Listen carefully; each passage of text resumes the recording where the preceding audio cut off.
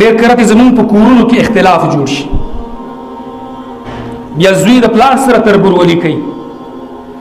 او دا پلار د دې زوی سره تربورولي کوي تر د وراره سره وراره د تر سره په خاندان کې هغه اختلاف جوړ شي نو دوی سره کمزوري شي دا اختلاف چې کله هم راتو باید زمون خبره په حقایق باندې بناوي باید مونږ یو طرف ته ميلان ونو ځکه اسلام مونږ د دې نه منع کړی باید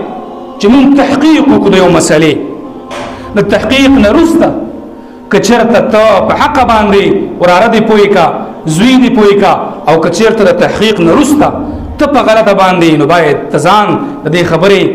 تیار وساتې چې دغه بچی ته دشمن کېدې شي